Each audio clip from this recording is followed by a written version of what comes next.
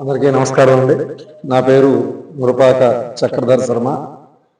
Welcome to our channel M Chakras channel. ఓం గణానాం త్వా గణపతిం హవామహే కవిం కవీనాపమస్రవస్రవం జ్యేష్ఠరాజం బ్రహ్మణాం బ్రాహ్మణస్పద ఆనశృణ్వన్నోతిభిः సీదసాదనం. ఓం గురు బ్రహ్మ గురుర్విష్ణు గురుదేవో మహేశ్వర గురు సాక్షాత్ పరబ్రహ్మ తస్మై శ్రీ గురవై నమః. శ్రీ గురుభ్యో నమః. హ్రీంకారాసనగద్భిదారలసికా సౌః క్లీం కళావిభ్రదీం సువర్ణాంబరధారిణీం వర్షితాధౌతాం త్రినేత్రోజ్వలాం వందే పుస్తకపాశమంకుశధరాం స్రగ్భూషితాముజ్వలాం త్వాం గౌరీం త్రిపురాం పరాత్పరకలాం వందే శ్రీచక్రసంచారిణీం. శ్రీమాత్రే నమః.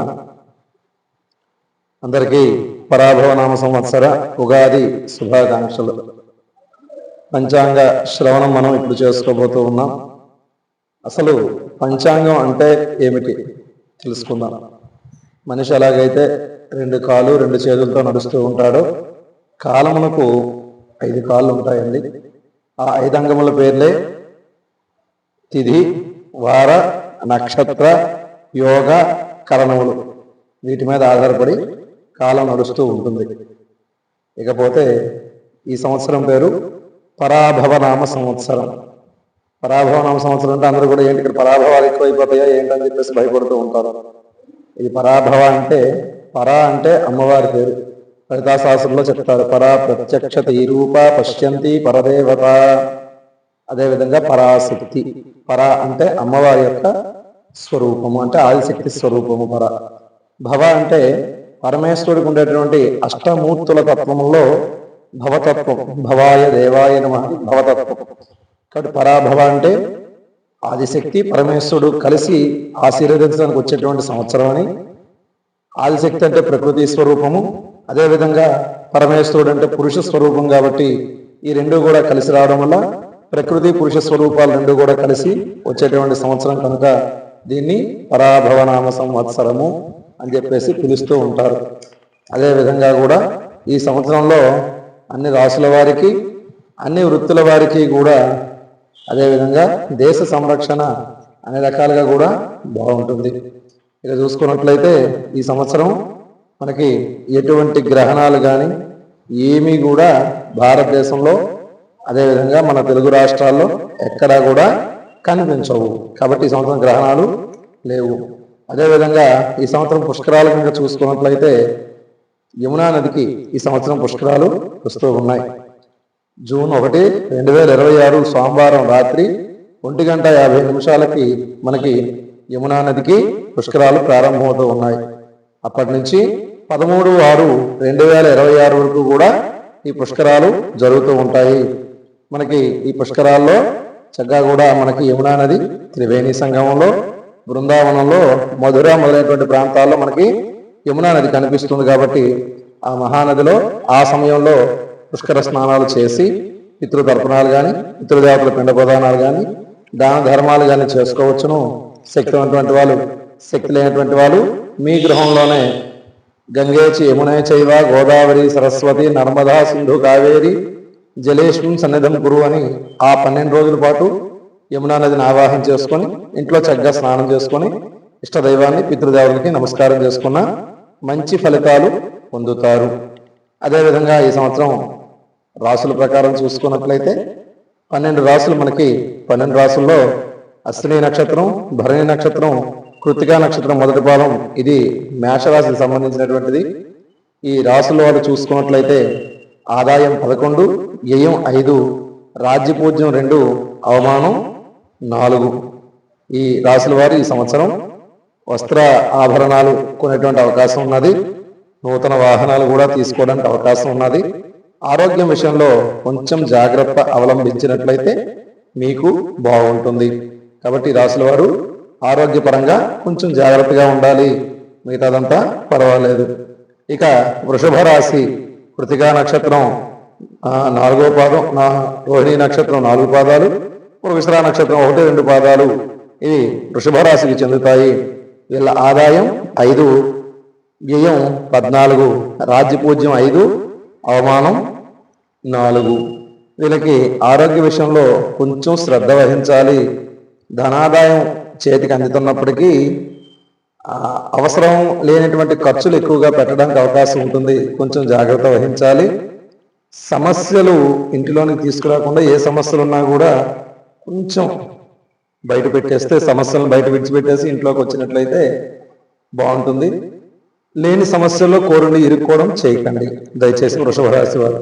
అదేవిధంగా మిథున రాశి వారిని పరిశీలించినట్లయితే మిథున రాశి వారు మృగశిర నక్షత్రం 3, 4 పాదాలు, ఆరుద్ర నక్షత్రం, పునరుసు నక్షత్రం 1, 2, 3 పాదాలు ఇవి మిథున రాశిలోనికి వస్తాయి. వీళ్ళ ఆదాయం 8, వ్యయం 11, రాజ్యపూజ్యం 1, అవమానం 7. వీళ్ళు చూసుకున్నట్లయితే వీళ్ళు వాహనాల విషయంలో కొంచెం జాగ్రత్తగా ఉండాలి. అదేవిధంగా కూడా నూతన వాహనాలు తీసుకున్నప్పటికీ వాహనాల విషయంలో కొంచెం జాగ్రత్త అవసరం. అదేవిధంగా నూతన వస్త్ర ఆభరణాలు అనేటువంటివి తీసుకోవడం జరుగుతుంది ఈ సంవత్సరం. అయినప్పటికీ కొంచెం వాహనాలు నడిపేటప్పుడు జాగ్రత్తలు పాటించినట్లయితే బాగుంటుంది. అదేవిధంగా కూడా ఇకపోతే సింహరాశి వారిని చూసుకున్నట్లయితే మఖా నక్షత్రం 4 పాదాలు, ఉబ్బా నక్షత్రం 4 పాదాలు, ఉత్తరా నక్షత్రం 1 పాదం ఇవి సింహరాశికి చెందుతాయి.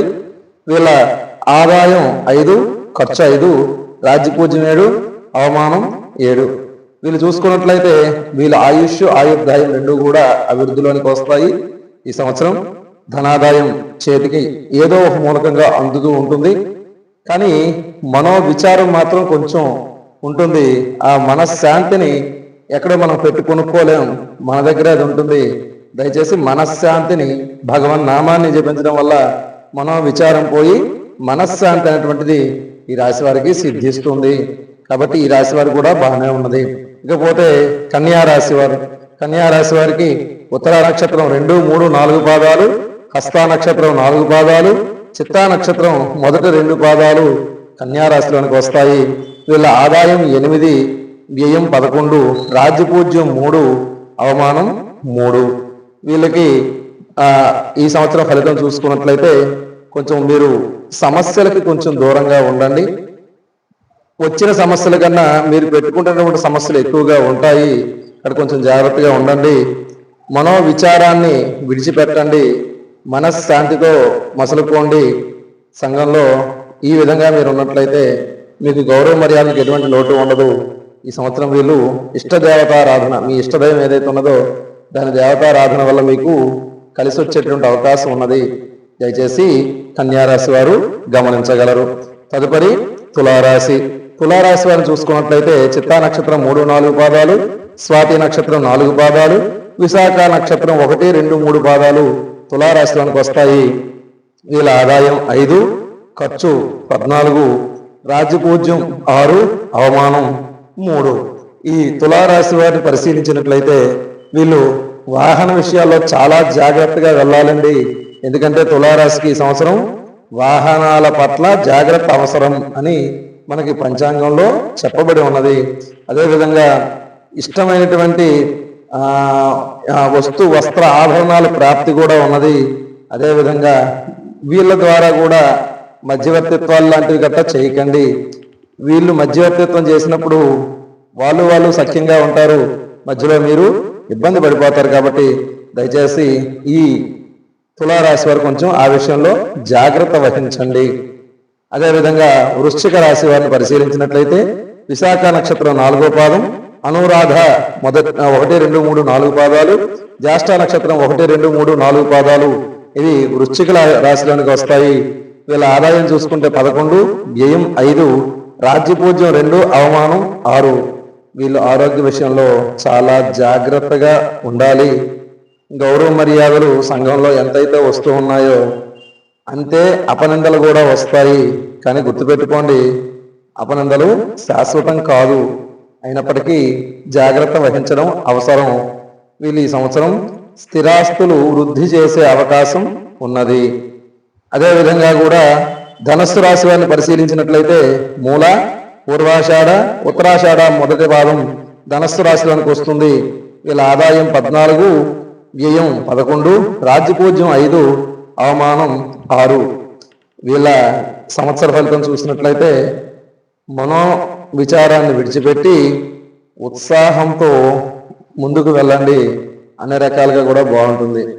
మీరు ఏ పని చేసినా ముందు ఉత్సాహం మీకు మీరుగా తెచ్చుకోవాలి, సెల్ఫ్ కాన్ఫిడెన్స్. కాబట్టి దయచేసి సెల్ఫ్ కాన్ఫిడెన్స్తో మీరు ముందుకు వెళ్ళినట్లయితే, మీ మీద మీకు నమ్మకం పెట్టుకొని మీరు ముందుకు వెళ్ళినట్లయితే ఈ సంవత్సరం మీకు అన్ని రకాలుగా కూడా బాగుంటుందని మనకు పంచాంగ రీత్యా తెలుస్తూ ఉన్నది. దయచేసి గమనించగలరు. అదేవిధంగా మకర రాశి వారు చూసినట్లయితే ఉత్తరాషాఢ 3-4 పాదాలు, శ్రవణం 4 పాదాలు, ధనిష్ట మొదటి 2 పాదాలు మకర రాశిలోనికి వస్తాయి. వీళ్ళ ఆదాయం 2, వ్యయం 8, రాజ్యపూజ్యం 1, అవమానం 6. వీళ్ళు ఆరోగ్య విషయంలో చాలా జాగ్రత్తగా ఉండాలి. అదేవిధంగా కూడా ప్రతి మాట కానీ ప్రతి పని కానీ ఆచితూచి అడుగు వేస్తూ ఉండాలి. కాబట్టి దయచేసి మకర రాశి వారు చాలా జాగ్రత్తగా ప్రతి మాటకి కూడా మనం జాగ్రత్తగా ఆచితూచి మాట్లాడుతూ ఉండాలి. అదేవిధంగా కూడా ఆరోగ్యపరంగా కొంచెం జాగ్రత్తలు తీసుకున్నట్లయితే ఈ రాశి వారికి కూడా, మకర రాశి వారికి కూడా బాగుంటుంది. తదుపరి కుంభరాశి. ధనిష్ట నక్షత్రం 3-4 పాదాలు, శతభిషం 4 పాదాలు, పూర్వభాద్ర 1, 2, 3 పాదాలు ఇవి కుంభరాశిలోనికి వస్తాయి. వీళ్ళ ఆదాయం 2, వ్యయం 8, రాజ్యపూజ్యం 4, అవమానం 2. వీళ్ళ ఈ సంవత్సర ఫలితం చూసినట్లయితే వీళ్ళ యొక్క ఆరోగ్యపరంగా అయితే వృద్ధిలోనికి వస్తారు, ధనం పరంగా కూడా వృద్ధిలోనికి ఉంటుంది, స్థిరాస్తుల పరంగా కూడా వృద్ధి చేస్తారు, ఇంట్లో శుభ కార్యక్రమాలకు యోగ్యతగా ఉన్నది. వీళ్ళు మానసిక ధైర్యంతో ముందుకు వెళ్తారు. మనోధైర్యం, మనో ఉత్సాహంతో వీరు మరింతగా ముందుకు వెళ్ళడానికి అవకాశం ఉన్నది. తదుపరి మీనరాశి. పూర్వభాద్ర నక్షత్రం 4 పాదాలు, పూర్వభాద్ర నక్షత్రం 4వ పాదం, ఉత్తరాభాద్ర 1, 2, 3, 4 పాదాలు, రేవతి 1, 2, 3, 4 పాదాలు ఇవి మీన రాశిలోనికి వస్తాయి. వీళ్ళ ఆదాయం 14, వ్యయం 11, రాజ్యపూజ్యం 7, అవమానం 2. వీళ్ళ పరిస్థితి, వీళ్ళ సంవత్సర ఫలితం చూసుకున్నట్లయితే వీళ్ళు లేని సమస్యలు దయచేసి తెచ్చుకోకండి. మీకు సమస్యలు లేవు, మీరు కోరిన సమస్యలు తెచ్చుకోకండి. ఎందుకంటే మధ్యవర్తిత్వాలుగానే ఉండడం, అదేవిధంగా ధనం విషయంలో మధ్యవర్తిత్వం వహించడం లాంటివి దయచేసి చేయకండి. సంఘంలో ఈ సంవత్సరం మీ గౌరవ మర్యాదలు అన్ని కూడా పెరుగుతాయి, బాగుంటాయి. వాహనాల విషయంలో కూడా చాలా నూతన వస్తు వాహనాల ప్రాప్తి కూడా ఉన్నది కనుక దయచేసి మీన రాశి వారు ఈ సంవత్సరం ఈ విధంగా ఉండండి. ఈ సంవత్సరం పరాభవనామ సంవత్సరం కాబట్టి ఈ సంవత్సరం అందరూ కూడా ఆర్థికంగా అదేవిధంగా సామాజికంగా అందరూ కూడా బాగుంటారు, బాగుండాలి. అదేవిధంగా ప్రతి ఒక్కరూ కూడా మీ ఇష్టదైవాన్ని, మీ యొక్క గ్రామ దేవతల్ని, అదేవిధంగా మీ దగ్గరలో ఉన్నటువంటి దేవాలయంలో ఉన్నటువంటి దైవాలను సందర్శించి చక్కగా ఆ దైవం తాలూకు అనుగ్రహంతో మీరు ముందుకు వెళ్ళినప్పుడు మనం ఏదైనా సరే ఈ పంచాంగం ఏం చెప్తుంది, పంచాంగ శ్రవణలో పంచాంగం మనకి ఏం చెప్తుంది అంటే పంచాంగం అనేది ఎప్పుడూ కూడా మనల్ని భయపెట్టేది కాదు. దయచేసి గమనించండి. పంచాంగం ద్వారా మన ముందు ఏం జరగబోతోంది అనేది తెలుసుకొని దాన్ని మనం మార్చుకోవడమే పంచాంగం మనకు చెప్పేటువంటి ప్రధాన అంశం. కాబట్టి దయచేసి రాశి ఫలితాలు ఇలా ఉన్నాయి కాబట్టి మనకి ఏదో అయిపోతుంది ఇది కాదు, మనకు ముందుకుండా తెలిసాయి కాబట్టి దాన్ని మనం అవలంబించి ముందుకు వెళ్ళాలి. అది ఆ చక్కగా కూడా దాన్ని పక్కకు రప్పించి ఏ విధంగా మనం ముందుకు వెళ్తే మనకి ఆ ఫలితం అనేటువంటిది మనకి సిద్ధిస్తుంది అనేటువంటిది చెప్పడమే పంచాంగం యొక్క ముఖ్య ఉద్దేశం. కష్టే ఫలి, మనిషి కష్టపడితేనే ఫలితం, అది ఎవరైనా సరే. కాబట్టి ప్రతి ఒక్కరిని కూడా ఈ యొక్క పంచాంగ శ్రవణం ద్వారా కూడా మనందరం కూడా ఆ విధమైనటువంటి మార్గంలో వెళ్దాం. హైందవ ధర్మాన్ని కాపాడుకుందాం, హైందవ సంస్కృతిని కాపాడుకుందాం. అందరికీ కూడా ఆ యొక్క పరదేవత అయినటువంటి అమ్మవారి ఆశీస్సులు, భౌడైనటువంటి పరమేశ్వరుని తాలూకా ఆశీస్సులతో ఆయుర ఆరోగ్య భోగ భాగ్య సుఖ సంతోషాలతో ఉండాలని కోరుకుంటూ ఉన్నాను. మీకు కనుక ఈ వీడియో నచ్చినట్లయితే దయచేసి లైక్ చేయండి, షేర్ చేయండి, సబ్స్క్రైబ్ చేయండి మా ఛానల్ని. ఇటువంటి మరిన్ని వీడియోస్ కోసం దయచేసి బెల్ సింబల్ యాక్టివేట్ చేసి ఉంచుకుంటారని కోరుతూ సర్వే జనా సుఖినో భవంతు. స్వస్తి ప్రజాభ్యాం పరిపాలయంతాం న్యాయేన మార్గేణ మహిమహేష గోబ్రాహ్మణేభ్య శుభమస్తు నిత్యం. లోకా సమస్తా సుఖినో భవంతు. సర్వే జనా సుఖినో భవంతు. స్వస్తి. నమస్కారం.